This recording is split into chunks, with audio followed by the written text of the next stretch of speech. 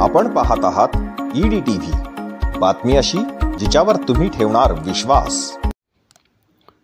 अतिवृष्टीच्या पहिल्या टप्प्यात मागील आठवड्यांमध्ये शहरी भागात हाहाकार झाला होता। काल दुसऱ्या टप्प्यामध्ये ग्रामीण भागात हाहाकार उडाला आहे। यावेळी मात्र वित्तहानीसोबत जीवितहानी देखील झाली आहे। जालना जिल्ह्यातील 10 मंडळांमध्ये अतिवृष्टी झाली आहे। जिल्ह्यातील 4 पाझर तलाव आणि 1 शेततळे फुटले आहे।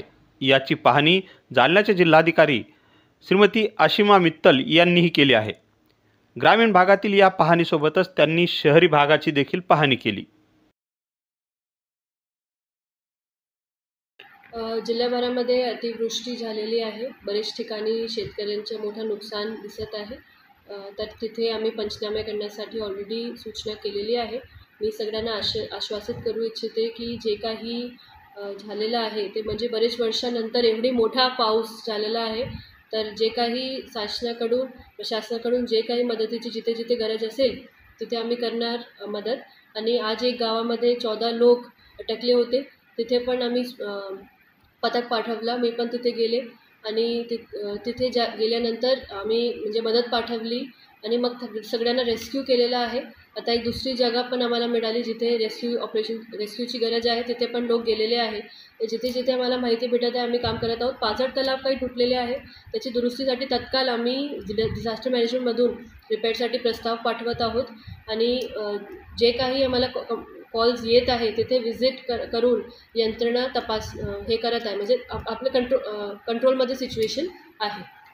पाझर तलावबद्दल इतर ठिकाणी सुद्धा जर कोणाला असं दिसत आहे की पाझर तलाव वीक आहे, कारण पाझर तलावची जी कॅपॅसिटी आहे त्यापेक्षा खूप जास्त पाणी आता तिथे साठा झालेला आहे आणि पाझर तलाव काही जुने झालेले आहे।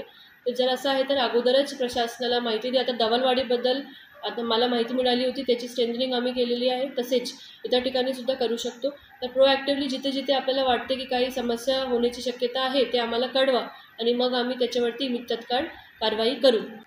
जालना शहराची सुद्धा व्हिजिट केली, तिथे पण असं खूप मोठ्या पैमानावर पाणीचा साठा दिसत आहे। तिथे असं दिसत आहे की बरेचसे नाले आहे जुने, तिथे सुद्धा काही नाल्यावरती अतिक्रमण झालेलं आहे। तर जे नाले आहे ते मोकळे नाही आता आणि एक मॅनमेड फ्लडसारखा बरेच ठिकाणी दिसत आहे।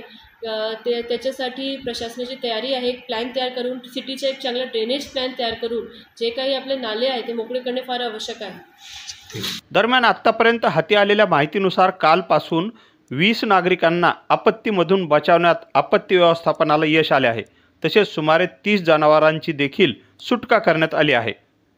फुटलेल्या पाझर तलावांमध्ये जालना तालुक्यातील उखळी, अंबड तालुक्यातील मठजळगाव तांडा आणि बनटाकळी येथील पाझर तलाव, मौजे मठजळगाव येथील गट क्रमांक 50 मधील तळे, घनसावंगी तालुक्यातील मौजे मंगू जळगाव येथील पाझर तलाव क्रमांक 2चा समावेश आहे।